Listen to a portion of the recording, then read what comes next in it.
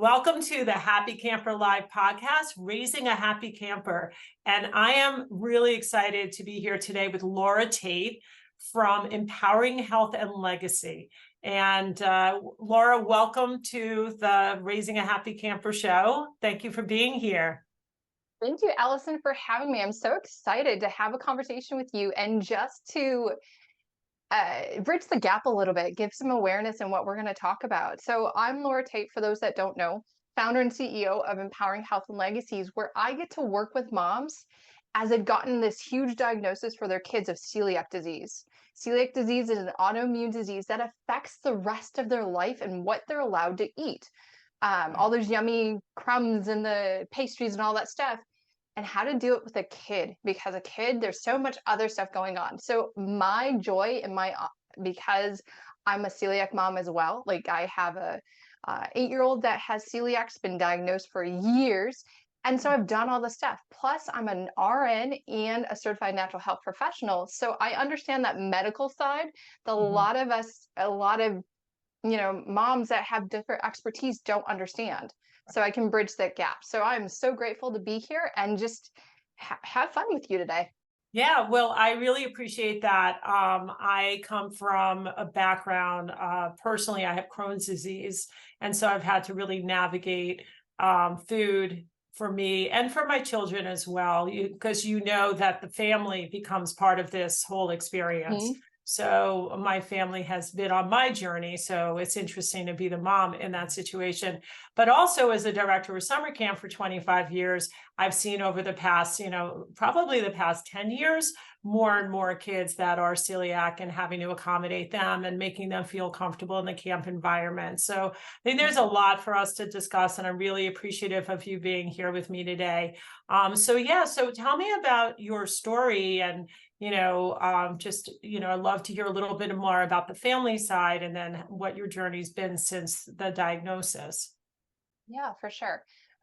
So I have been in the medical field for 2 decades, and my daughter, when she was born, she was typical, met her weight, everything else, and then um, she would randomly vomit. She would just Oh, wow. and as a nurse and as a mom, right, you get those instincts. You're like, something's not right. Is it a fever? Is it this? Is it that? But nothing was the same. It wasn't until she was playing in the backyard with her older brother. Now, so she's my second. So I kind of knew how kids are supposed to be. Right. And I looked at her and I was like, she looked like a third world baby. Like you could see her ribs, you could see her everything, but she had this big belly, like she was 9 months pregnant. Right. I was like, that's not normal. But she played and she had some energy, and she developed normally, except she was small statured. And I'm 5'3", so it's not like I'm a big person. Her dad's not very big, so it's like, okay. So we took her in for her wellness visit, or even just because we're like, she's really vomiting. Like it increased after 2 years, or just before her second birthday.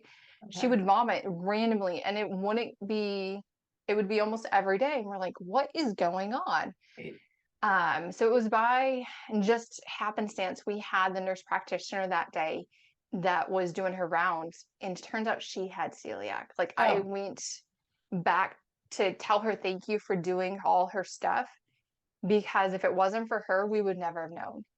Because Really? we did so we did the allergy patch, like her anatomy and her physio, like all that normal wellness check was normal. They didn't have any red flags. They didn't have nothing. Even on the growth scale, she was like, she's 4%, but hey, that's just the average, right? But they're like, well, that vomiting, let's do an x-ray. So they did an abdominal x-ray. And then they did blood work. So they did complete blood panel, so to see if she has anemia, if she had red blood cells. But they also add an allergy panel. Now the allergy panel came back fine, but that last second they added a celiac panel. And that, all of a sudden I get a call 2 weeks later, hey, her numbers were high, so you need to see a gastroenterologist. I'm like, what does that mean? And as a nurse, being in a nursing field for, at that time, it was over a decade, I really didn't know much about celiac. Like even in medical field, like the doctors only get maybe a 30-minute lecture on it. Wow. And so that brought us through going to a pediatric Mm. gastroenterologist, and walking in his office within 15 minutes is like, I could tell you she is celiac. She's this. But standard of care says we need an endoscopy, which is a scope that goes down in the back of the throat, goes down and looks at the esophagus, looks at everything. And the small intestines is where they do a biopsy, or they grab a little bit of tissue to then look under a microscope to see the villi atrophy as well as the different types of cells. So the villi are the finger-like projectiles that help move things through the small intestines, but also is important for absorbing nutrients. Right. In celiac, that inflammation is what causes wear and tear on that villi, and so they'd stop absorbing. Plus, it increases gut permeability. So the new trendy word now is like leaky gut, right? Well, Right. celiac has part leaky gut. It's, it's the permeability, which then affects why there's 200 plus symptoms. So once we knew the aha of what's going on, because her vomiting stopped, we got everything better. She's growing. She actually has more energy than I ever thought. She never stops.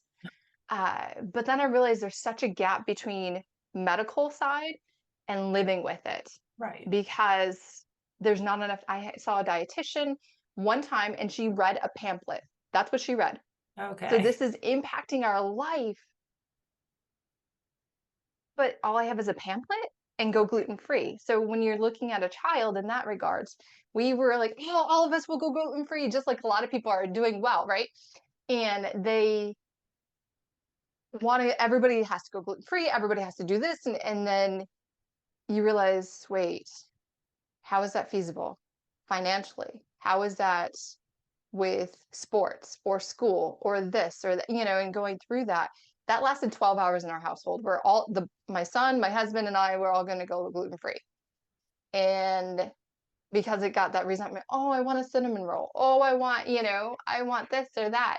Um, and so what has happened is, because I feel better gluten free, I was on a gluten free diet before Right. just because of inflammatory reasons, as well as dairy free. I was like, all right, well, the girls will go gluten free and the boys aren't. Um, but most of our meals are gluten free. When we go out to eat, it's trying to find ways that we can incorporate my daughter into that. It's educating the in-laws, when they go to grandma and grandpa's, it's play dates, and when they're toddling about, right, and everybody wants to share everything or help. I Right. remember a holiday, my dad came over and was giving the glutinous roll, like he was eating his glutinous roll, and then was trying to, and then put it down on his plate, and then reached over to my daughter's plate to feed her. I was like, stop, Right. do not touch her food. Like, Yeah. she's one, she's old enough, she's 18 months old, she can feed herself. But Right. two, I have to protect her, right? Like Right. that's so um Well, let me pause you for just yeah, 1 second. So there's a lot that I'm digesting in this yep. conversation. So, I think like, getting the right diagnosis, right, is Hmm. critical, and Yeah. realizing that it may take a while to be, to get there. But I really love how you explain what you saw visibly with your child, Hmm. because that's really helpful to parents listening, that there are, that there were these signs and they would be different for, Hmm. other kids, but there are some things that are universal. So I really appreciate your description of all that. I think it's super helpful. And then, then it starts, right? So now we're making this big adjustment in the family. And, Yeah. like you said, there was sort of like, we're all in this together. And then it's like, okay, practically, how are we going to do this? Yeah. Are we really going to impact my son? And how, making that decision, and the girls, team girls, team boys. It doesn't mean we all don't love Right. each other, but that's what it is. And then you have this responsibility, because I deal with a lot of kids with a lot of different allergies, to Hmm. navigate. The house part is, one thing, you educate yourself and adapt, and Hmm. new practices and stuff, adapt new practices. And then you've got to navigate the outside world. And like you said, Yep. it's school, it's birthday parties, it's summer camp, it's grandparents, Hmm. it's a lot. And when your child, which I find really interesting, is she was young. So Yep. you really need to be her advocate. So Hmm. so I'm just curious, like what kind of policies, like I will call them policies, but practices did you put in place at that time when your child was so young? I think that would be helpful for people to know. Yeah, for sure. So because it's not my diagnosis, it's my daughter's, I knew that I had to be a role model for her because what do our kids do? They look to us. They look to those that are in their immediate circle to get guidance. They Right, don't normally feel comfortable talking to a doctor or doing and at 2 and at 5 even, they don't research their own stuff. They're looking for mom and dad. right. So I've empowered her by when I was making this, she'd be like, "Can I have this? Can I have this?" I'm like, "Wait, we're not making a rash decision.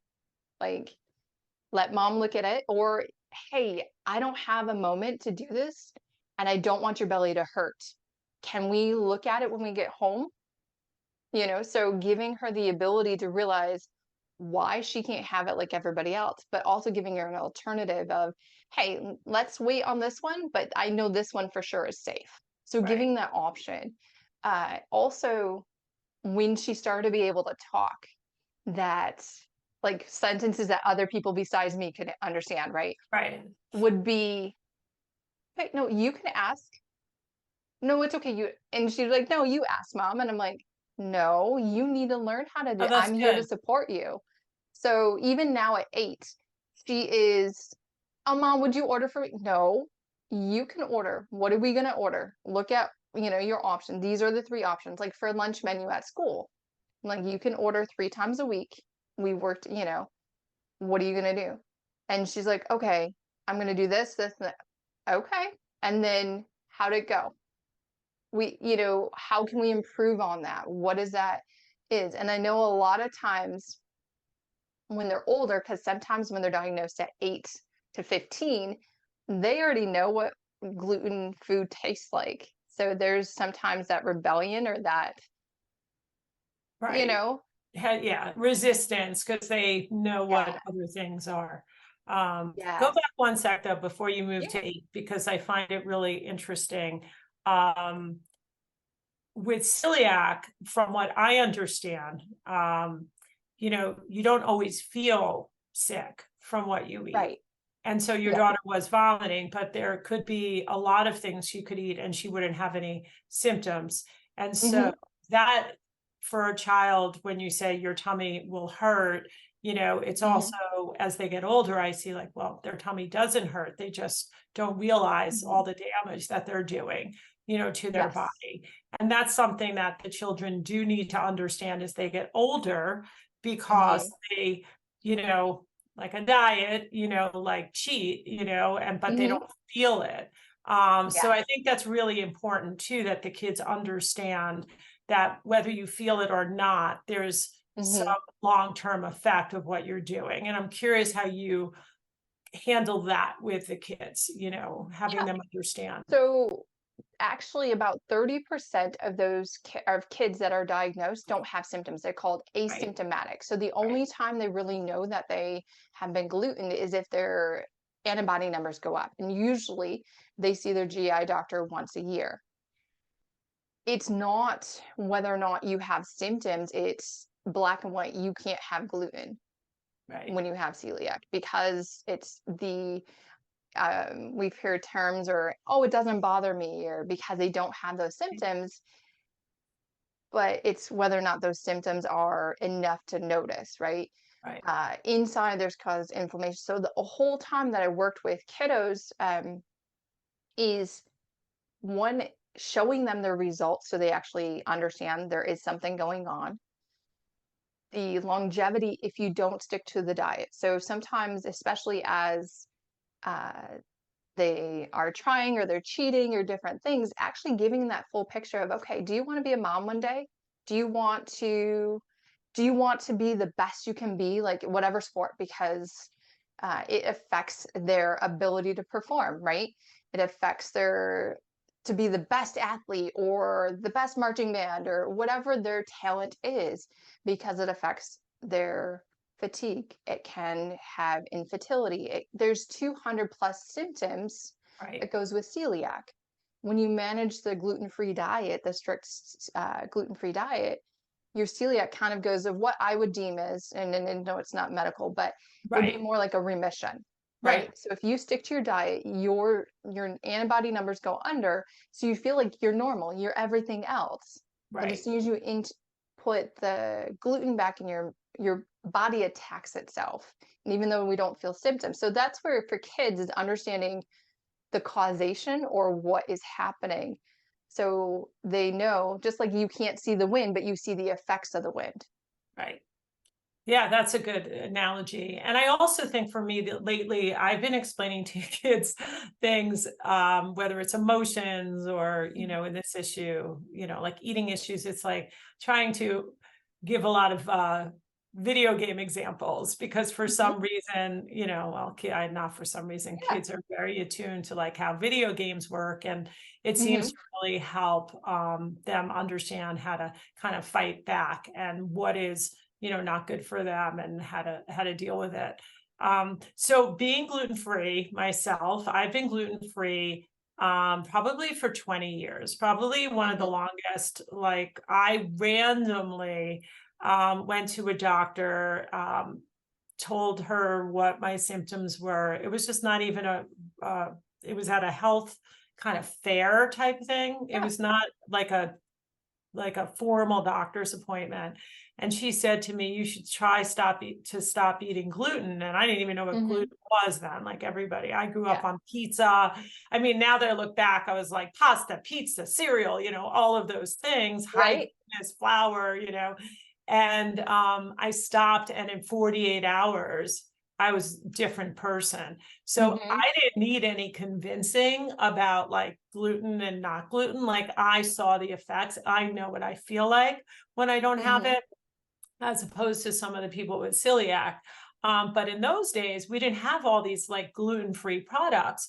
I couldn't Right. find anything. Like if I found pasta, it was like, this rare, moment in some little grocery store where it happened to be gluten-free. Hmm. So there were anything I had that was like a baked good I had to make, and I'm terrible at like cooking, so the whole thing was pretty challenging. Um, but I was able to manage that. And to be honest with you, I mean, as products have been coming out, all these gluten-free, I actually don't feel as great as I did initially when there weren't all these gluten-free products. Hmm. And I'm not Yeah. quite sure, like the whole connection to that. Maybe the substitutes are, somewhat Hmm. irritating too. Um, but I do believe, obviously that eliminating gluten altogether is great and the fact that there are these great products, but I do believe trying to give your kids, a natural, like healthy, anything that's not in a bag, on a Hmm. store Yeah. shelf is Yep. really the best decision that you can make, for your body and for your kid's body. I don't know what your Yeah. thoughts are on that. Yeah, and that's exactly what when I teach my clients is that shop the perimeter of the store. Whole foods are normally, unless you're buying like a bag of wheat, obviously, but the whole foods are naturally gluten free. And when you get a box or a bag, it's 20 parts per, it can be up to 20 parts per million. So you have 17 things of processed food throughout the day, you can technically be over your threshold of how much gluten can actually be consumed for a celiac, right? Right. But fruits and vegetables, they're going to help heal your gut because it's not just getting the gluten out, it's healing. And so my daughter actually eats better than my son because she's Right. had her taste buds change. She's had that ability and she can understand the textures differently and understand, oh, this cucumber is crunchy, versus having to go for a chip or different things. And plus, it's easier on your pocketbook too. Right. Yeah, for sure. What are her favorite foods? Just curious. Oh, she is my savory chick. She loves chips. She loves what else? She every day it's like, I want she's like, can I have some chips? And she went through a phase where Cheetos was her thing. And I'm like, okay, you can only have those so many times a day, like a serving or two max. Like, let's bring it up. Uh, she loves her nachos. Hmm. Like she doesn't do protein very well. That's one thing I'm working on her. And that can be just a normal kid thing, right? That's the other thing. Right. You're They're kids. navigating that too. And they can still be picky, Oh, like for sure. Yeah. so using some protein powder and cheese and she'll go that way. I did get her to try some empanadas the other day where there was a full Colombian restaurant and everything in there was gluten free. And so she had a ham and cheese empanada. And just seeing that her face light up of, hey, I'm eating everything else that everybody else gets to eat, Right. but trying something. But it took me time to like, hey, let's try this food. Let's do this, because Right. they like the things they like. And so that's one thing I loved about camp is was growing up was I got to try things that my mom normally wouldn't cook, Right. Yes, that happens you too. know? People are like, oh my gosh, and my kid's eating what? I'm like, yeah, they'll never eat that at home. And then they'll be like, well, what did you give them? Well, yeah, the camp part is interesting. Just going back for a second, then I would love to Yeah. talk about this in the camp context. But empanadas are like one of my favorite foods, and I haven't seen gluten-free empanadas. So I went up to a little food truck that was in our neighborhood, Hmm. I think it was like 2 weeks ago, and they had all of the foods there, but arepas are, and they didn't put the empanadas were in. And I walked away and I was like, oh, so, there is that kind of disappointment when and the Hmm. fact that your daughter's sort of grown up this way. It's interesting that, she'll discover things, but she won't be searching for things that like, are substitutes. But I tell people, Hmm. like when I talk about this for myself and for kids, I focus on what I can eat, not on what I Yes. can Yes. eat. And that's a Yes. big mindset. Like if I can focus Hmm. on what I do like, and I get super excited, I'm like, oh my Yeah. gosh, like I had a donut like a month ago. I haven't had a donut in probably, 10 years, even though there are gluten-free Hmm. donuts, but this was like a real donut from a donut shop. Yes.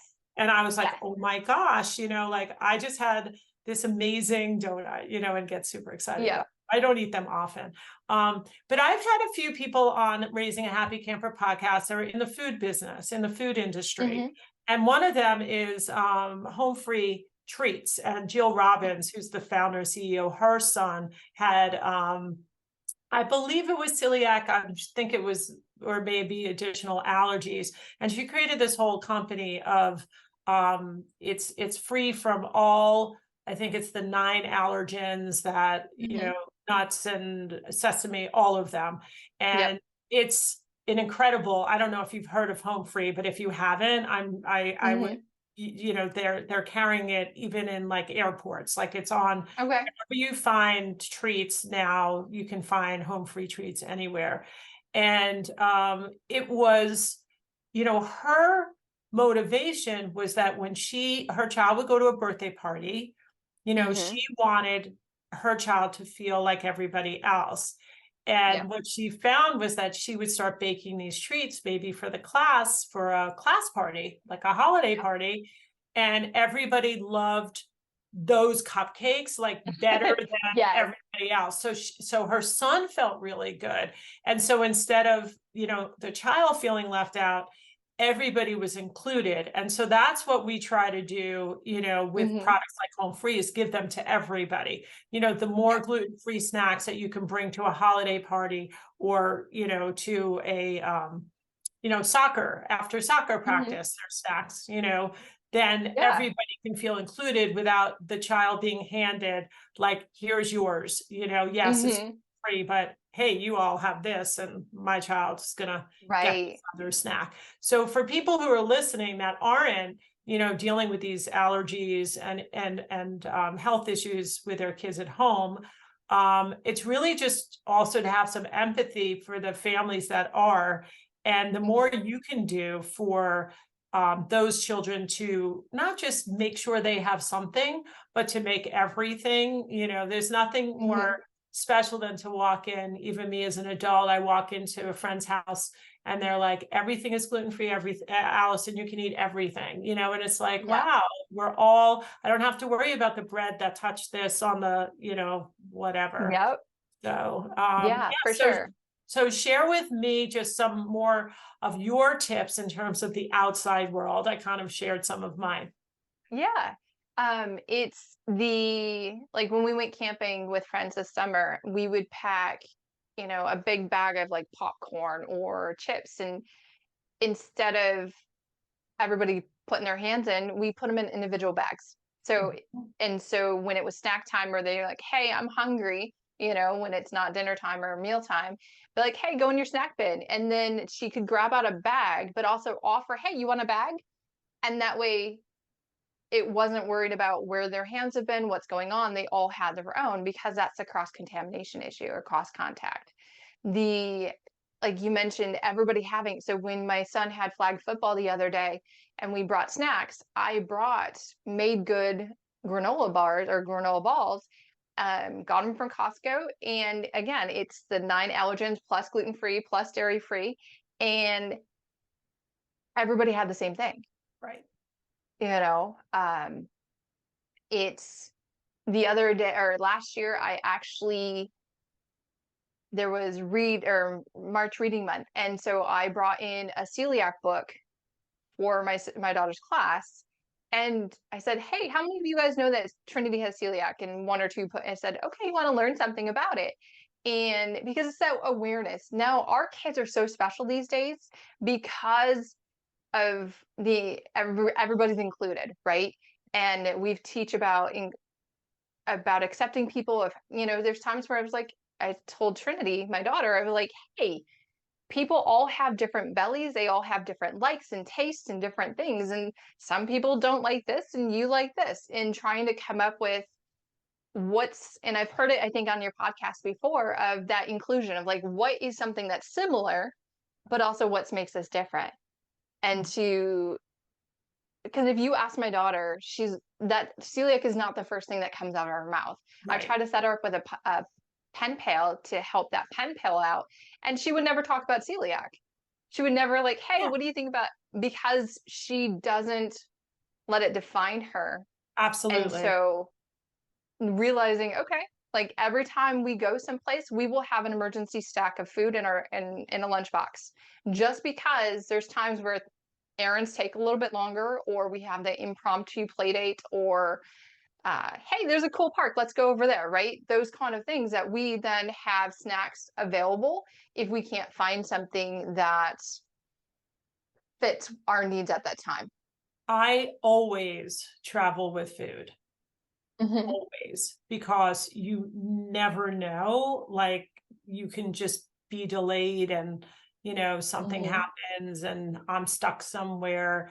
And I usually grab a bar or something that I know I can eat. It may not be like a whole a whole meal, but I always make sure I have something with me. And I always make sure that if I am going out and I'm unsure, the other thing I do, which is a tip, sometimes if I go to a catering event, because I've gotten really sick at like a wedding and like catering things, where they've even told me, oh, don't worry, it's gluten-free or whatever.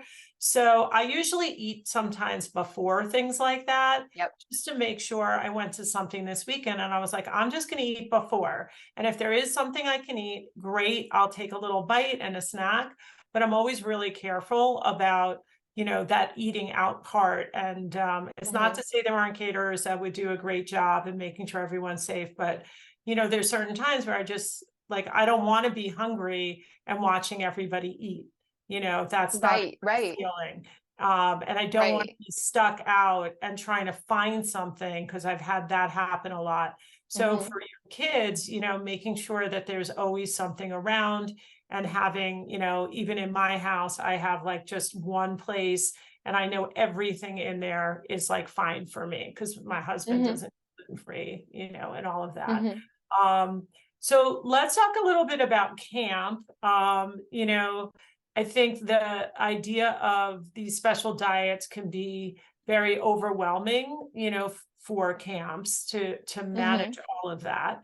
But I do feel that sticking to that same philosophy of making sure that all the kids are eating the same thing is Hmm. really important. So tell me how, maybe some advice to, like, from a menu perspective, like what are easy ways, like we've got grilled cheese and mac and cheese Hmm. and pizza and hot dogs and hamburger, kid food, summer camp Yeah. stuff, you know. So can you just kind of shine some light on that for some of the camp directors and parents out there?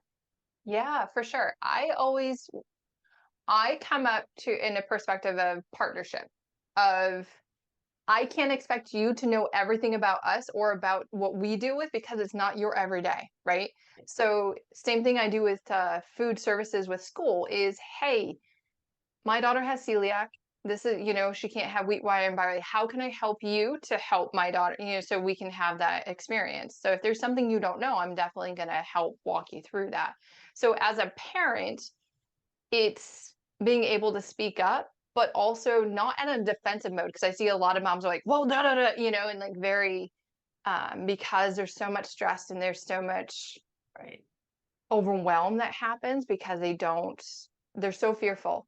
And I want to encourage those parents to just, you don't have to live in fear. Like there's people in our village, and especially with camp counselors and the directors, that's the thing. We want good experiences. We want positive experiences. We Right. want to empower our kids to flourish, to Right. have those lasting memories and to learn and socialize and so much stuff. So first is just partner with them, Right. like learn with them.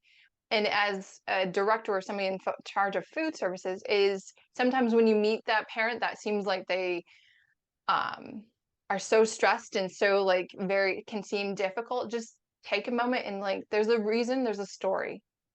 And it might have been months or weeks of that child being sick and that mother seeing that child go through something. And so it comes out as she talks. So if Right. we can just pause and know where it comes from. The other thing is, so there are, like you talked about inclusion in the meals and stuff. It's there are times because we all go to different camps, whether it's the enrichment, whether it's hobbies, and there's camps that are just for celiac, so everybody has everything. Mhm. And then there's camps that because hey, my daughter wants to do horse riding, okay, and the meals, like you said, the kid friendly meals because they like them as well. And a lot of times, depending on sponsors, you can get sponsors to donate foods, which is because gluten, let's be honest, gluten-free noodles and gluten-free brands and stuff can increase rates, right? It Right. can be a little bit more on the food budget, but also incorporating having if you have a salad bar, making sure there's no cross contact there. Right. There's if you're making grilled cheese, you can just make her a grilled cheese in a separate pan. But yet, when they're at the table, it might look slightly different. But again, honestly, some of them do look different, even when when they're passed out. They all don't look the same. Depends on which camp counselor helped make it that day, or who was helping in the kitchen, or different things. I mean, in the military, I was the first weekend that I ever had drill was I was KP duty. So Yes. I've done lots of pots and pans and even helping out in the kitchen. So I totally get it. And I know sometimes they have just staff in the kitchen, but it's having that food prep safe area, but also, okay, that mac and cheese, we're using elbow noodles. So use elbow noodles Right. versus straight noodles. Or it says it might not be exactly the same, but at least being able to mimic. Right. And these days, the foods are becoming so similar. Like, I mean, back then Mhm. I couldn't even get pasta, and, literally can get the same pasta that's gluten-free or not gluten-free. It looks exactly Mhm. the same. But funny, my husband came home with some pasta last night, and it was like something I hadn't had in a long time. And it's brownish red, so like, if you know which one that is, and Yep. not a fan favorite of mine, but that's okay. Yep. But it's just like that looks really different. So for a kid, that might not make them feel as happy as the one that really does look the same, and there are products out there that are like that. I do, want to talk about a few things. Like one is, always for a camp director to have like a separate menu, so it's really clear what the ingredients are that do change, so that the chef knows. I run dining facilities, so I'm pretty aware of all of this. And also, like you said, having a separate section and educating everybody in the kitchen Yes. so that they know there's new serve safe allergen videos Hmm. for food service. And so it's really a great program. It's a video Hmm. program that people can watch. And it gives you, a lot of insight of where things can go wrong along the way. Having separate, like you said, not just a separate cooking area, but separate pots and pans and things like that are really important and super helpful. And then the service is just to make sure that the food is separated out, preferably in a completely different line, and that there are not other, allergy things mixed in with it. Because even if someone's dairy free, they're not gluten free, then you have like the gluten free and the dairy free, and then maybe vegan, but vegan or vegetarian isn't necessarily gluten free. So Yeah. you don't want to like throw all that stuff together. It's really important for this particular um, allergy, we'll just call it for the moment, Yeah. that things are separated out. And restaurants get nervous. So when Hmm. they do ask you, right? Well, I say gluten free, they say, are you celiac? And then you get like a bunch of like disclaimers. And then you've got a Yep. lot of people, some restaurants that really, will embrace it, but others that get, well, you could only have. And that is a Yeah. bit of a trigger for me, because I'm like, I can only have, but I don't look at it that way. I can Yeah. have, you know? Yes. So I think just language is really important, that you Hmm. don't need to, when you're serving the kids, say, yeah, but, we have this for you, or you can only have this. Don't make, Hmm. make sure you don't go over there. I Yeah. think that's just another really good point. So And then, yeah. And as you talked about going through the food service of everybody being educated on that, and the way we should raise our children when they have a food allergy or dietary needs is if they speak up, like they should learn how to speak up, yeah, because there's times where my daughter will ask, is that gluten free? And a lot of times the service industry, they don't always, like answer the child. They want to right, answer to an adult. And my daughter would be like, she didn't change her gloves, you yeah, know, yeah, because she saw them prepping everything else. And the other day, my daughter questioned someone, goes, hey, are you sure that's gluten free? Because everybody else has something that looks exactly like is the same thing. yeah, And the response she got was, I don't know. right, yeah, Well, if you say, I don't know, my daughter's not going to eat it right. I because get she knows what it does, right? So you just now have a child who's going through camp and doing all the fun activities, and now she's gonna get dizzy, or she's gonna have heat stroke or different things because she's not consuming food. right, So if you say I don't know, be like, hey, 1 second, let me double check and talk to the lead or where it came from, or and that way right, you have a resource. One, you also build that trust between right, the team that's serving and making those positive memories, but also with that child to know that somebody cares. right. And also, like, it's really good at camp to keep consistency so that the server and the person preparing the meals are the same, so that the kids do Hmm. know that they know what their issues are. And when they change over, that can create stress for the kids. And I agree, like there's nothing like sitting at a restaurant, I order something, I look at it, I'm like, this can't be gluten free. Like there's just Hmm. something, and you develop this like intuitive sense about it, just either by looking at it or the texture of something when you're cutting it, you're like, there's just no way. But these days, there's so many new products that I get tricked. I'm like, really? This is gluten-free? How lucky am I? Yes. And they're like, yes, well, my mother is, gluten-free. My brother has celiac. Like, so it's so much more common. And I find there are a lot of servers that, have that kind of information. So if you are, dealing with this in a camp environment, a school environment, put the people on that have, like, if you have someone that has a connection to really like understand, or have them trained, and watch our podcast, and then they'll get even more information from this great Yes. conversation.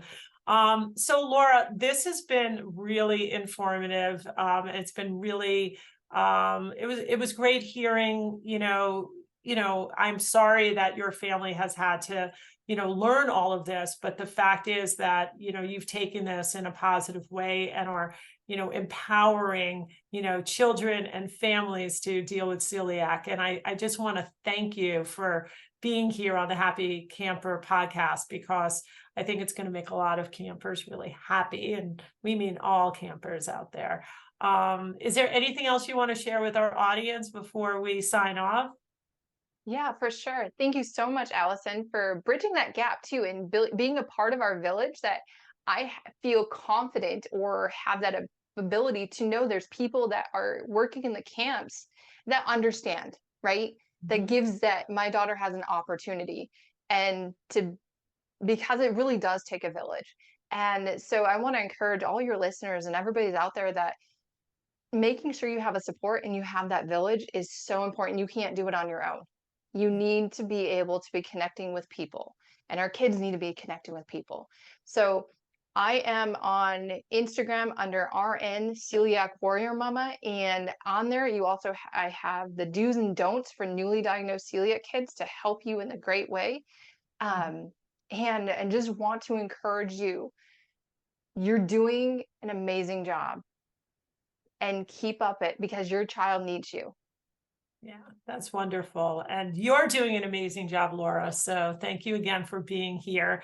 And it's Laura Tate from Empowering Health and Legacy. And, thank you for doing, what you do. I definitely encourage parents with a newly diagnosed, or even someone who has been, you look at that, they're different at 8 than they were at 2. The issues have changed when even a kid goes to college, right? And they're even more independent, making choices. So thank you for being here. And maybe we'll have you back one day with one of our fun snack companies, and we could really dive into all of this. So I look forward to that. So this has been the Raising a Happy Camper podcast here at Happy Camper Live. I'm Allison Miller, CEO and founder, and thank you for being here, Laura Tate, and we'll be back soon. Take a moment to shine.